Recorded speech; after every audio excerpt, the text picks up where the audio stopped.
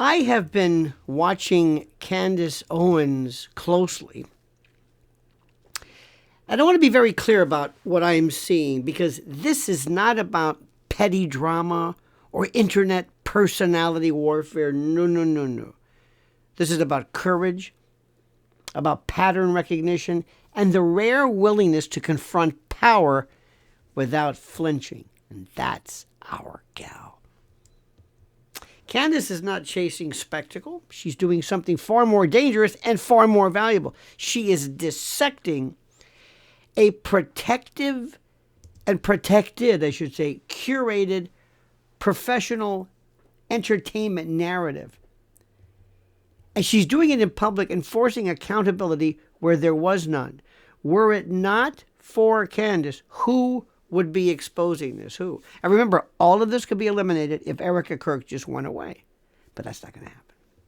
And that's the subdirectory of what I'm saying. You see, that's not easy work, and it's not glamorous work.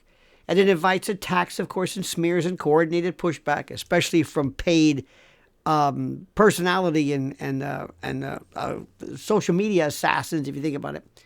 Yet she continues because she understands that truth only matters when someone is willing to stand in front and defend it. And that's why we admire her. Now, what separates Candace from most commentators is her discipline. She doesn't simply shout slogans. She tracks timelines. She has evidence and receipts and video and audio. It's not just her saying things. I think this. She's not just espousing and spouting, ad hominems or some type of an indictment. No. She compares statements. She replays footage. She exposes these contradictions. And she connects dots that others hope will remain separate. And she connects dots that some people didn't even see in the first place. It's like she interprets the Rorschach for us. It's like a thematic apperception test. She tells us what's going on. And many times we're saying, because we're not for she, we would not be hearing this. This is not chaos. This is investigative pressure. It is uncomfortable by design. It unsettles people who are used to operating behind polished branding and emotional shields. Because remember, the theme is, we all grieve differently. Lay off her, Candace. Don't you understand? What you might consider to be overtly, performatively funereal and lugubrious is her own unique way. Granted, she has a unique way of celebrating her grief in this kind of a performance-based falderall. But how dare you? Stop it. See, that discomfort that she causes is not a flaw. It's proof that the work is landing where it is supposed to land. Because remember, I truly believe that Candace Owens loved Charlie Kirk, not romantically, but loved him as a friend. And were it not for her work, nobody would ever speak for Charlie. Nobody. As a prosecutor, when you saw one of the most, I don't want to bring this up, but I'll give you as an example, when you went to the medical examiner's office and you saw the result of somebody and who had been, the victim of everything from a hit and run to sometimes homicide, but even if they weren't necessarily dispatched, you looked at them and they were telling you, in essence, I'm giving you the hints. I can't speak by virtue of my transition from this reality. I can't speak, but I have my blood, which you will find if you analyze it. I have my body. I have the effects of ballistics. I have the effects of age and weight and life and time and lividity and algor mortis and livor mortis and rigor mortis. I'm giving you clues aplenty. Don't let the ickiness of it get in the way of the fact that I'm speaking to you through truth. I'm telling you through what they did to me. This is my only voice.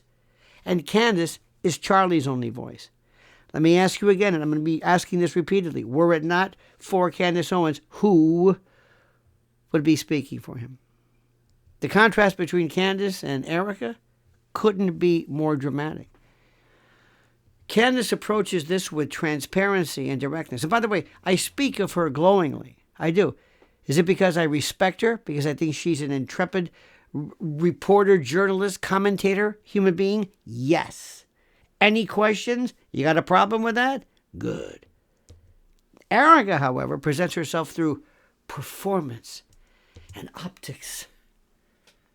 I do declare. Oh, yes, I hear. You love me. You really love me. Let's go over those statistics, shall we? Come on, little children. I know you've been working 90 hours a week. Let's go over them hat sales and those donor numbers. Come on, chop, chop. Let's get to work. Candace invites scrutiny. Erika manages access. She speaks on her own time. Candace shows receipts, data. Erika shows you posturing, attitude. Candace speaks plainly. Erika communicates through this performance, this contrived, this curated symbolism, emotional staging, a weird stagecraft. And one side looks like a person searching for truth, and the other looks like a brand protecting a revenue stream. Because it's all about this, my friend. Not money, this. That's an old joke.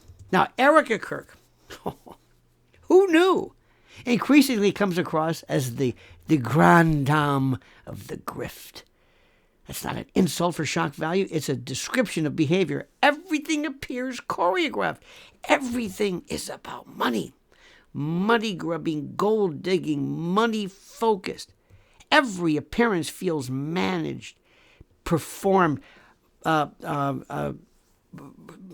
provided as some kind of like the latest installment.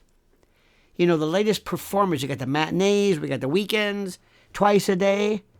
Always starring her, though. And she has no clue. Every moment of public emotion seems timed for effect.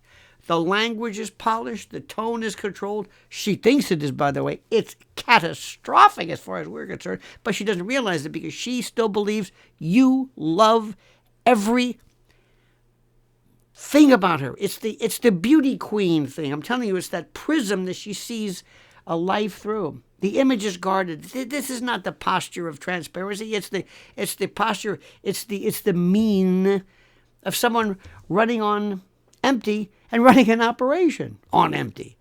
And when sympathy becomes currency and grief becomes leverage, the line between authenticity and real and exploitation disappears.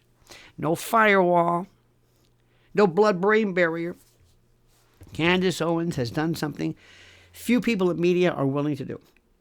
She has refused to accept emotional manipulation as a substitute for answers.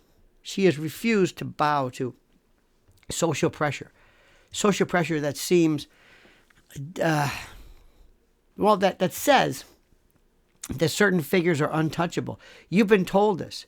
The latest one, we all grieve differently. Lay off her. How many times? Remember something. This is kind of interesting. And this may or may not apply, but keep this in mind. The left always wants to control what you say, but the right always wants to control what you think. It's a big difference. Candace has refused to let money and influence define the boundaries of her relentless investigation. That alone deserves recognition. You know, many talk about courage, seriously, but very few demonstrate it. Very few when it actually costs something. And who is with her? Nothing. Who is her compatriot in this? Nothing. Who? Am I doing it? No.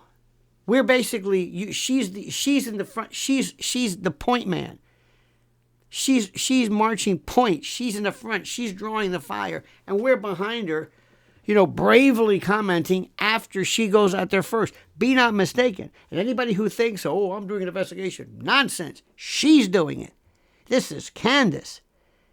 We don't have, first of all, we don't have the firepower and the juice and the inside skinny, but she's doing this. And what I find most impressive is how Candace maintains composure while being attacked. She doesn't collapse into victimhood. She does not retreat. She does not dilute her message to appease the critics. Instead, she doubles down on clarity. As she keeps asking the same simple questions. Why does this not add up? Why does the timeline shift? Why does behavior contradict messaging? Why are people fired for asking questions? Why are narratives rewritten after the fact? These are not in any way radical questions by any stretch of the imagination. They're the foundation of adult and sober and legitimate and limpid accountability. Erika Kirk, on the other hand, appears increasingly insulated from anything even remotely appearing as accountability. Don't interrupt the grift, the image, the act. There's always a buffer. There's always a spokesperson. There's always some controlled environment. There's always an emotional shield. And by the way, Candace's latest depiction of what goes on behind in the dark, dingy, dank world of fundraising, dear God, taps on the shoulder. Would you like to sit with Erika?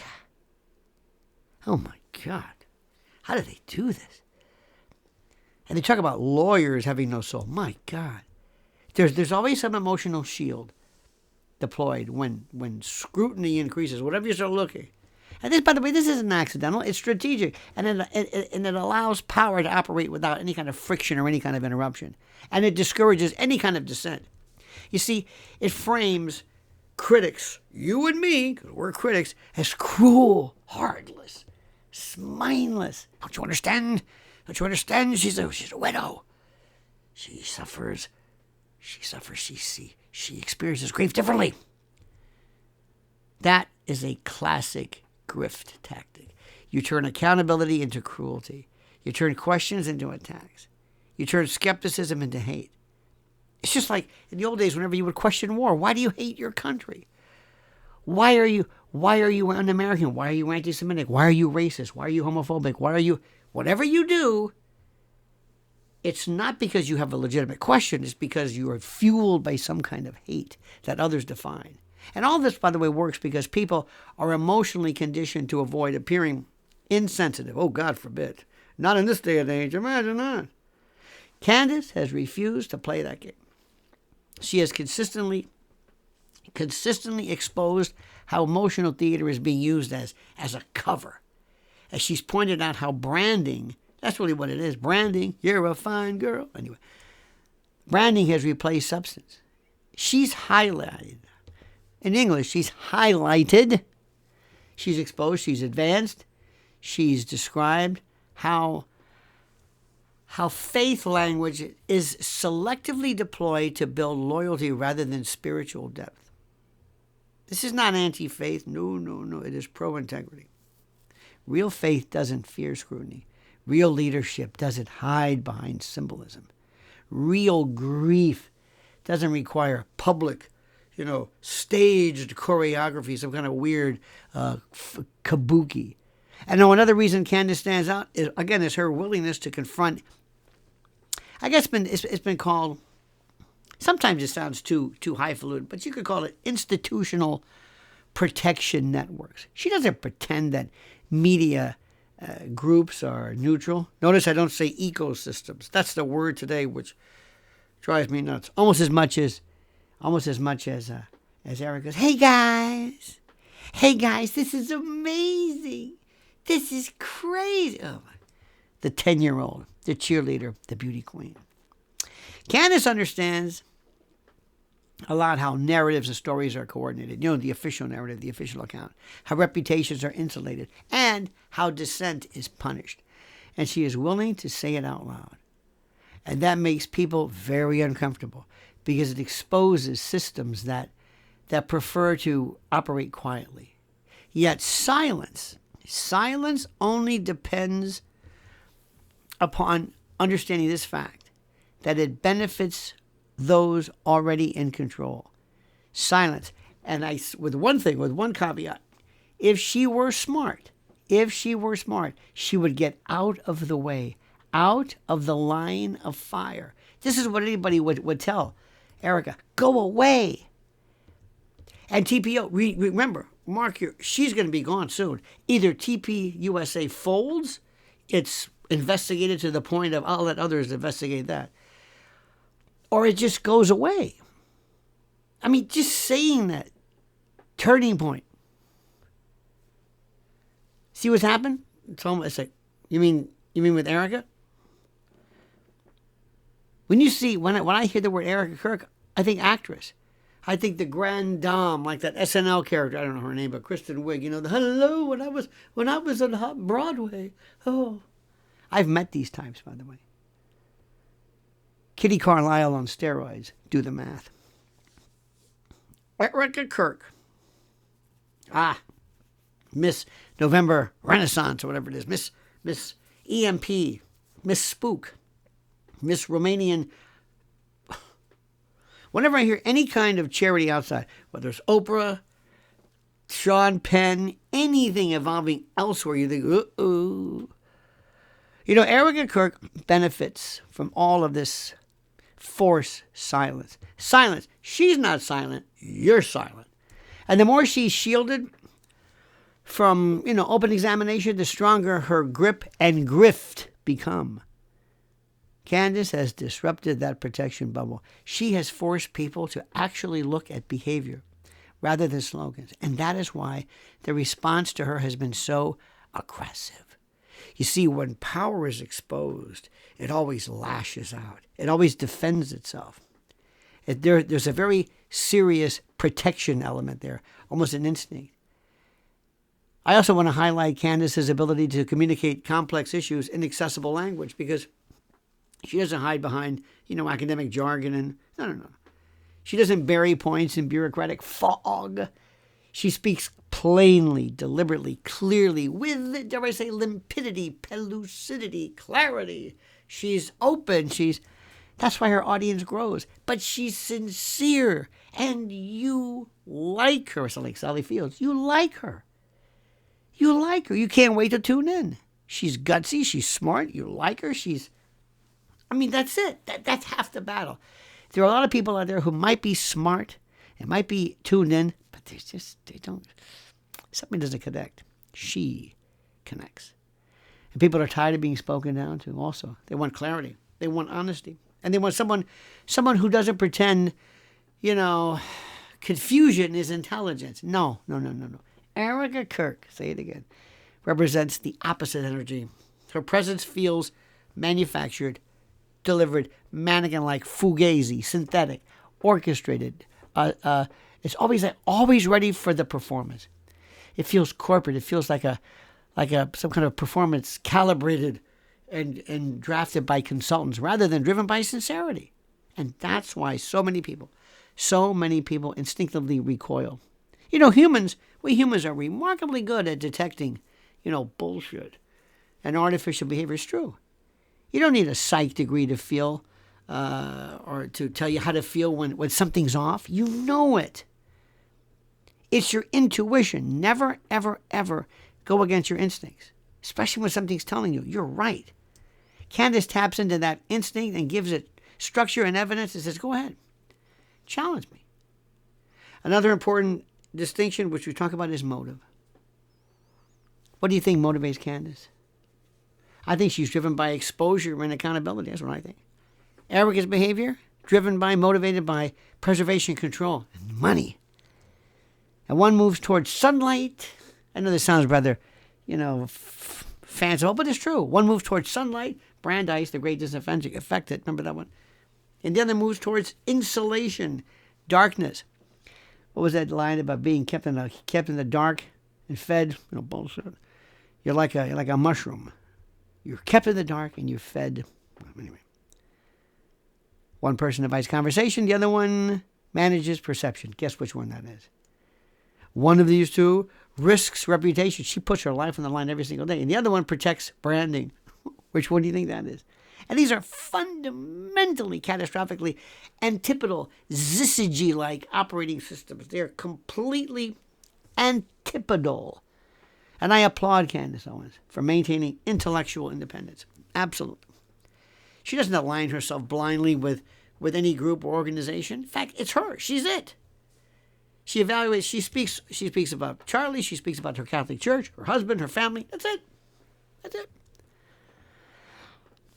And her country, I would imagine, derivatively, but still. And sometimes it's hard to say kind of who our country is. Our country versus our government. That's for a different one. Okay. The independence, by the way, that Candace exhibits is rare today in our modern media, even social media, where most of the voices are tethered to funding streams and points and looking at what's going on. She's paid the price. Candace has shown that she's willing to burn bridges rather than compromise on truth. She speaks from that, and she doesn't give a damn whether you like it or not, whether it's popular or not. Doesn't matter. You can call her anything you want. Nothing gets in the way. That's not opportunism. That's principle. And Erika, on the other hand, oh my God, the vacuity, the insipidity, the vacuousness. She appears deeply embedded in a system where loyalty is rewarded. Loyalty is. Dissent is punished. And that creates an echo chamber where mistakes are hidden completely and criticism is neutralized. And over time, of course, this always leads to collapse because reality eventually catches up. And Candace is accelerating this by forcing transparency in everyday. And by the way, others are doing it well. Brave interpreters and influencers, and they're coming forward left and right. I mean, remember, she started this. I say it again for the millionth time. Had Erika said, I'm just going to spend time with my family, doing what Charlie had said, because he didn't want his wife working. He wanted his wife home with the kids. It's also worth noting, by the way, how Candace handles opposition. She doesn't silence critics. She invites debate. She challenges people to come on her platform and defend their position. And she speaks to a multiplicity of people. And that is, by the way, confidence rooted in preparation. Erika's camp tends to, what's the right word? Well, she tends to avoid, how do I say this? Her camp really, believe it or not, she wants confrontation of the issues. But Erika's camp avoids any direct confrontation, any kind of confrontation that deals with accessing or dealing with the truth. She loves statements and intermediaries. That avoidance, by the way, we can see right through it. And Candace Owens, yes, that's right. Candy. I call her Candy. Candy's not perfect. She doesn't pretend to be. What makes her effective, I think, is not perfection. Whatever that means, it's persistence. It's dutiful courage, intrepidity, indefatigable, intransigent when it comes to trying to ferret out and expose the truth. And by the way, it's the refusal to accept half answers and half-ass answers. And it's the willingness on her part to revisit issues and apply pressure until clarity, and again, this limpid, this clearness, if you will, until it emerges. And that is what real investigative work looks like outside of sanitized corporate media environments. The more Candace exposes the inconsistent drivel of Erika, the more Erika appears exposed as a manufactured figurehead, and a bad one at that, rather than an authentic leader. If you saw her right now and you said, guess which of these people recently lost their husband in a public assassination, you'd never pick Erika. Never. Have you ever heard anybody spout or spew or quote, I should say spew, Bible verses with such a lack of any kind of authenticity? It doesn't mean, by the way, that Erika lacks intelligence or competence. Oh, no. It means her public persona, the affect that she gives out, is built around optics rather than substance. And that difference matters. Leadership, dear friends, leadership rooted in, appearance and optics and the veneer eventually collapses because it cannot withstand sustained scrutiny. So I say to you right now, I celebrate Candace's ability to remain grounded, and operating in some kind of a world. And she's motivated by an emotionally charged sincerity. She doesn't let tragedy become a shield for dishonesty. She respects human pain while refusing to let it excuse manipulation, especially when she's trying to get to the bottom of what happened to her friend. And that balance that she exhibits is extremely difficult to maintain, and she does it better than almost anyone in independent media. I don't know who's better. By the way, Candace is also redefining what conservative commentary can look like. That's what's going on right here, man. I'm telling you right now. There's a whole lot of people who are saying, I don't really fit into this left-right. I'm not even sure what MAGA this or left, but I do like Candace. And whatever you say, Candace, I'm with you. She's opening herself to a political vector, the likes of which nobody's ever seen. And by the way, she's not simply repeating talking points. She's doing original analysis. She is creating her own investigative lane and team. And she is the team. And by the way, that independence strengthens the broader movement and us by proving that loyalty to truth and everything that matters is what's key. And Erika, as we say in West Tampa, Mishkina, she represents the old hackneyed model, the trite, the otiose, the concretized, the calcified. This old model where image management and donor protection dominate decision-making. That's all she cares about. And Candace represents the emerging model, my friends, where transparency and accountability all drive credibility. And that is why the clash between them is so revealing and so deep and so personal. It's not just philosophical. It's deeper than that. It's about what kind of leadership people are willing to accept going forward. And that's it right there.